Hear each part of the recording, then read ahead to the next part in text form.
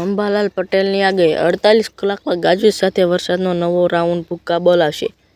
ખાસ કરીને 17 થી 22 ઓગસ્ટ દરમિયાન ઉત્તર ગુજરાત, પૂર્વ ગુજરાત અને સૌરાષ્ટ્રના કેટલાક ભાગોમાં ભારેથી અતિભારે વરસાદ પડી શકે છે અને કેટલાક વિસ્તારોમાં 10 થી 12 ઇંચ સુધી વરસાદ પડવાની પણ શક્યતા છે.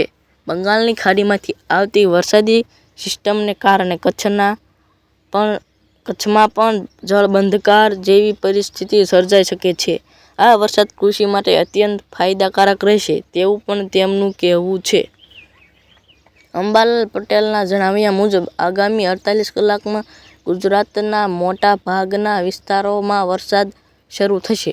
ખાસ કરીને 17 થી 22 ઓગસ્ટ દરમિયાન વરસાદનું જોર વધશે. આ સમયગાળામાં ઉત્તર ગુજરાત, પૂર્વ ગુજરાત અને સૌરાષ્ટ્રના કેટલાક ભાગોમાં ભારેથી અતિભારે વરસાદ થવાની સંભાવના છે. તેમણે તો કેટલાક વિસ્તારોમાં 10 થી 12 ઇંચ વરસાદ પડવાની આગાહી પણ કરી છે. આવનારો વરસાદ કૃષિ ક્ષેત્ર માટે ખૂબ જ સારો સાબિત થશે.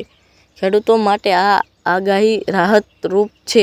ભારે વરસાદના કારણે નર્મદા, સરદાર સરોવર ડેમની સપાટીમાં વધારો થશે અને નર્મદા નદી બે કાંઠે વહે તેવી શક્યતા છે. આ ઉપરાંત તાપી અને સાબરમતી નદીઓમાં પણ પાણીની આવકમાં વધારો થઈ શકે છે. સાબરકાંઠાના ભાગોમાં પણ ભારે વરસાદ થવાની શક્યતા છે.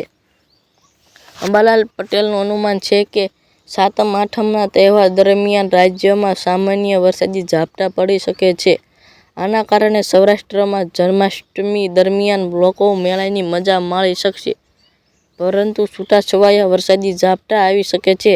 18 થી 20 ઓગસ્ટ દરમિયાન સારો વરસાદ થશે અને 23 ઓગસ્ટથી પર્વતાકાર વરસાદ એટલે કે જ્યાં સિસ્ટમ જાય ત્યાં વરસાદ પડે તેવી સ્થિતિ સર્જાય છે.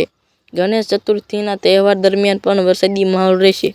વરસાદનો માહોલ લાંબો ચાલશે તેવી પણ આગાહી કરવામાં આવી છે.